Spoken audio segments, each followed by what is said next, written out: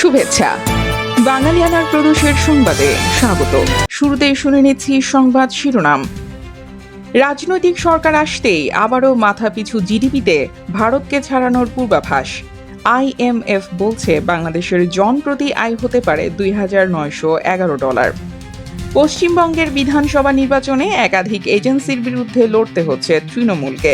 বিজেপির বাধা বাংলা ভাষা ও সংস্কৃতি।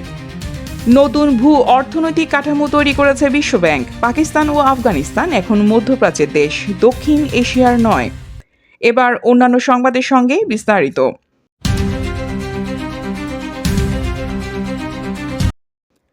বাংলাদেশের মাথাপিছু জিডিপির পরিমাণ চলতি বছর ভারতের চেয়ে বেশি থাকতে পারে বলে পূর্বাভাস দিয়েছে আন্তর্জাতিক মুদ্রা তহবিল IMF।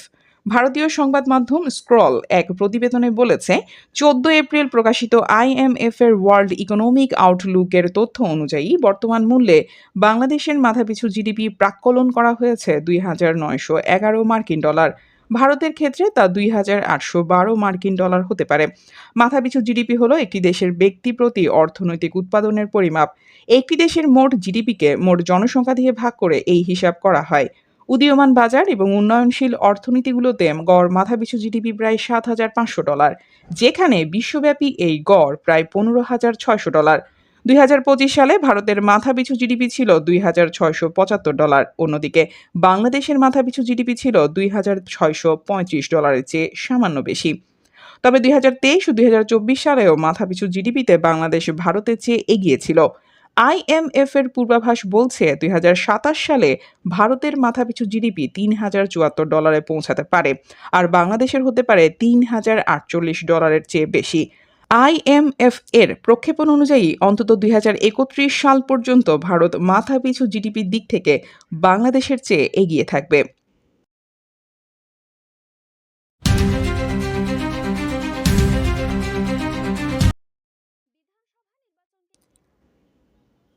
বিধানসভা নির্বাচনকে কেন্দ্র করে প্রচারণায় এখন সরগরম বাংলাদেশের সীমান্তবর্তী রাজ্য পশ্চিমবঙ্গ।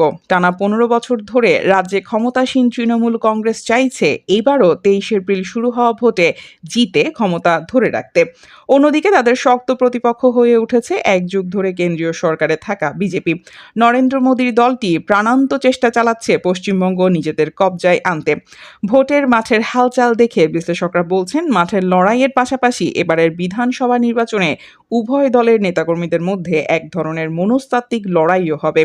এদিকে বারবার অভিযোগ উঠছে, তৃণমূলকে কোণঠাসা করতে সব ধরনের সাংবিধানিক ও কেন্দ্রীয় প্রতিষ্ঠানকে ব্যবহার করছে বিজেপি। এর মধ্যে যেমন আছে নির্বাচন কমিশন, তেমনই আছে EDO। টাইমস অফ ইন্ডিয়ার মতে ভোটে এবার দুটি পক্ষ তৈরি হয়েছে। এক পক্ষ জোরালো অবস্থান নিয়েছে কেন্দ্রীয় সরকার বিজেপির ভোটার তালিকা হালনাগাদের উদ্যোগ স্পেশাল ইন্টেন্সিভ রিভিশনের বিরুদ্ধে। এরা পশ্চিমবঙ্গে ক্ষমতাসীন তৃণমূলের পক্ষে দাঁড়িয়েছে। অপরপক্ষে রয়েছে 1.5 দশক ধরে রাজ্য সরকারের নেতৃত্ব দেওয়া মুখ্যমন্ত্রী মমতা বন্দ্যোপাধ্যায়ের তৃণমূলের বিরুদ্ধে। এ রাজ্যে নির্বাচনের শক্তিশালী প্রতিযোগী হয়ে ওঠা বিজেপি তাদের সমর্থন পেতে পারে। পরিস্থিতি বদলে গিয়েছে যখন অনুপ্রবেশকারী সন্দেহে বাংলাভাষী মানুষদের ওপর দেশ জুড়ে ধরপাকড় শুরু হয়। তখন প্রতিদ্বন্দ্বী থেকে নিপীড়ক হিসেবে বিজেপিকে চিহ্নিত করার ঘটনাও সামনে আসতে শুরু করে। গ্রেফতারের পাশাপাশি অনেককে বাংলাদেশে পুশ ব্যাকের ঘটনায় রাজ্যের সাধারণ বাঙালিরা ক্ষুব্ধ। এসব ক্ষুব্ধ মানুষের মধ্যে মমতার অনুগতরা যেমন আছেন, তেমনি পরিবর্তনের আশায় বিজেপির দিকে ঝুঁকে থাকারাও আছেন। বাংলা কোনো ভাষা নয়, বিজেপি সংশ্লিষ্টদের এমন মন্তব্য এবং দিল্লি পুলিশের বাংলাদেশি ভাষার দোভাষী খোঁজার বিষয়টি বাঙালির সাংস্কৃতিক পরিচয়, গর্ব এবং ইতিহাসের উপর আঘাত বলেও বিবেচিত হচ্ছে। ফলে বাঙালির চোখে বিজেপি এমন এক দলে পরিণত হয়েছে যারা মাছ মাংস খাওয়ার মতো খাদ্যাভ্যাস থেকে শুরু করে বাঙালি সত্তার মূল ধারণাকেই আক্রমণ করছে। টাইমস অফ ইন্ডিয়ার মতে 2026 সালে পশ্চিমবঙ্গে বিধানসভা নির্বাচনকে সাধারণ আরেকটি নির্বাচন হিসেবে দেখা হচ্ছে না। এটি নকশা করা হয়েছিল এক চূড়ান্ত লড়াই হিসেবে। এজন্য ভোটার তালিকা থেকে বিশাল সংখ্যক অযোগ্য ভোটারদের বাদ দেওয়ার প্রক্রিয়া শুরু হয়, যা স্পেশাল ইন্টেন্সিভ রিভিশন বা SIR নামে পরিচিত।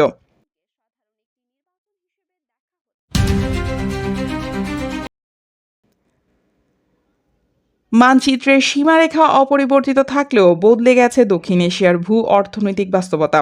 দীর্ঘ কয়েক দশকের প্রথা ভেঙে পাকিস্তান ও আফগানিস্তানকে দক্ষিণ এশিয়া অঞ্চল থেকে সরিয়ে মধ্যপ্রাচ্য ও উত্তর আফ্রিকা মিনা অঞ্চলের সঙ্গে যুক্ত করেছে বিশ্বব্যাংক। বৈশ্বিক এই ঋণদাতার নতুন এ কাঠামোগত বিন্যাসে জন্ম নিয়েছে বৃহৎ মধ্যপ্রাচ্য নামের নতুন এক অর্থনৈতিক বলয়। মূলত বৈদেশিক মুদ্রার উৎস, উপসাগরীয় দেশগুলোর শ্রমবাজারের ওপর অতি নির্ভরতা এবং জ্বালানি আমদানির ভূ রাজনৈতিক সমীকরণ বিবেচনা করেই এই কৌশলগত পরিবর্তন আনা হয়েছে। এই পুনর্বিন্যাসের বিষয়টি বিশ্বব্যাংক চলতি মাসে ঘোষণা দিয়েছে। যদিও ২০২৫ সালের জুলাই থেকে এই আঞ্চলিক পুনর্বিন্যাস কার্যকর হয়েছে। এর ফলে দক্ষিণ এশিয়ার আঞ্চলিক অর্থনৈতিক কাঠামোতে পরিবর্তনের ইঙ্গিত মিলছে, যেখানে পাকিস্তানের অংশগ্রহণ তুলনামূলক কমে গিয়ে মধ্যপ্রাচ্য, বিশেষ করে উপসাগরীয় অঞ্চলের সঙ্গে অর্থনৈতিক সংযোগ আরও জোরদার হওয়ার সম্ভাবনা তৈরি হয়েছে। বিশ্লেষকদের মতে পাকিস্তান এই অঞ্চল থেকে ভূ অর্থনৈতিকভাবে সরে যাওয়ায় আঞ্চলিক ভারসাম্য ভারতের দিকে আরও ঝুঁকতে পারে। এতে করে এই অঞ্চলের সমন্বিত অর্থনৈতিক উদ্যোগ আরও দুর্বল হওয়ার আশঙ্কা তৈরি হয়েছে। একই সঙ্গে আন্তর্জাতিক উন্নয়ন সহায়তার বণ্টনেও পুনর্বিন্যাস হতে পারে, যেখানে বাকি দেশগুলোর জন্য নতুন সুযোগ সৃষ্টি হওয়ার সম্ভাবনাও রয়েছে। এছাড়া বিশ্বব্যাংকের এই সিদ্ধান্ত দক্ষিণ এশিয়াকে একটি কম সংহত অর্থনৈতিক অঞ্চলে পরিণত করতে পারে, যেখানে দেশভিত্তিক কৌশলই বেশি প্রাধান্য পাবে বলে মনে করেন অর্থনীতিবিদরা।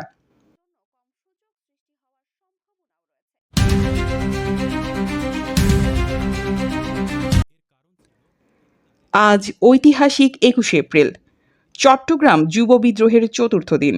ভারতীয় উপমহাদেশের স্বাধীনতার লড়াইয়ে উজ্জ্বলতম ঘটনাপ্রবাহকে ঘিরে বাঙালিয়ানার বিশেষ প্রতিবেদন দেখতে ক্লিক করুন আই বাটনে।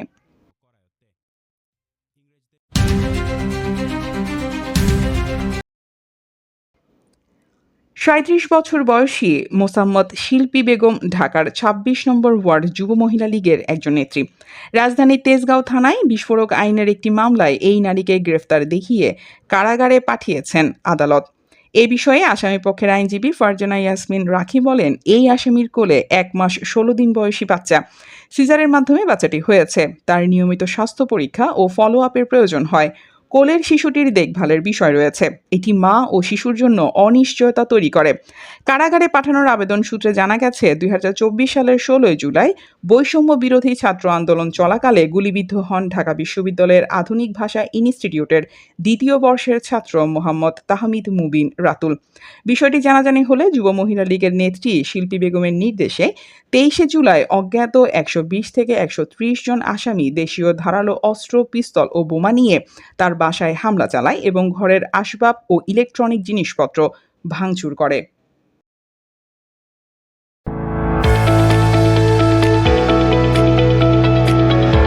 এবার শুনে নিচ্ছি বাঙালিয়ানার বাণিজ্য সংবাদ। বাংলাদেশ পেট্রোলিয়াম কর্পোরেশন বিপিসি গত ১১ বছরে প্রায় ৫২,০০০ কোটি টাকা লাভ করেছে। বছরে গড়ে লাভ ৪,৫০০ কোটি টাকা। এই সময়ে সংস্থাটি সরকারি কোষাগারে জমা দিয়েছে ১৬ লাখ কোটি টাকার উপরে। তবে এমন লাভের সুফল পায় না জনগণ। প্রতিষ্ঠানটি আন্তর্জাতিক জ্বালানি পণ্যের বাজার দামের সঙ্গে দেশে দাম নিয়ন্ত্রণ করে। এই দাম বৃদ্ধির ফর্মুলা এবং বিপিসির আর্থিক হিসাব নিয়ে বিশেষজ্ঞদের আপত্তি রয়েছে। তাদের মতে, লাভের অংশ থেকে বিশেষ তহবিল করলে যুদ্ধ বা মহামারীকালীন বিশেষ পরিস্থিতিতে অতিরিক্ত দাম বৃদ্ধির দিকে যেতে হয় না। দাম বৃদ্ধির প্রস্তাবে বিপিসি জানিয়েছে, বিশ্ববাজারে দাম বাড়ায় গত মাসে প্রায় ২,০০০ কোটি টাকার ওপরে লোকসান হয়েছে। তবে দাম বৃদ্ধির কারণে চলতি মাসে সংস্থাটির বাড়তি আয় হবে ৭৮০ কোটি টাকা। চলতি অর্থবছরে ফেব্রুয়ারি পর্যন্ত প্রথম ৮ মাসে প্রায় ২,০০০ কোটি টাকা লাভ করেছে। এছাড়া সংস্থাটি ডিজেল, পেট্রোল ছাড়া অন্য সব পণ্যই লাভে বিক্রি করে।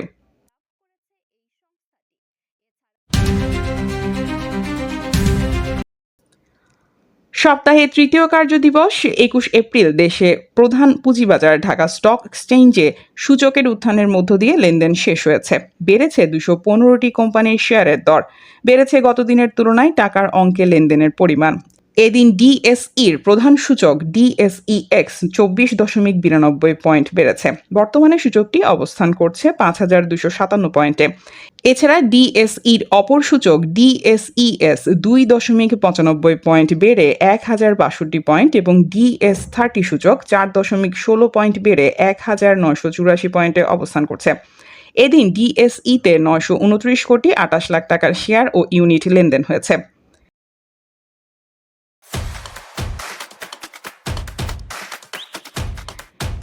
এবার শুনে নিচ্ছি বাঙালিয়ানার ক্রীড়া সংবাদ। অ্যাথলেটিক্সে খেলোয়াড়দের ডোপিং বা নিষিদ্ধ ড্রাগ গ্রহণে চরম ঝুঁকিপূর্ণ দেশের তালিকায় জায়গা পেয়েছে Bharat. ২০ April athletics integrity unit AIU জানিয়েছে এই তালিকায় রাশিয়ার মতো দেশগুলোর পাশে এখন ভারতের নামও থাকবে। ভারতের অ্যাথলেটিক্স ফেডারেশনকে AFI ক্যাটাগরি বি থেকে ক্যাটাগরি এ তে অন্তর্ভুক্ত করা হয়েছে। ক্যাটাগরি এ তে থাকার অর্থ হলো ভারতীয় অ্যাথলেটদের এখন থেকে আরও কঠোর ডোপ বিরোধী পরীক্ষা ও নিয়মকানুনের মধ্য দিয়ে যেতে হবে। এর ফলে Russia, Belarus, Ethiopia, Kenya, Nigeria ও ইউক্রেনের মতো দেশগুলোর সঙ্গে একই সারিতে জায়গা হলো ভারতের। বাঙালিয়ানার প্রদোষের সংবাদ শেষ হলো। ধন্যবাদ।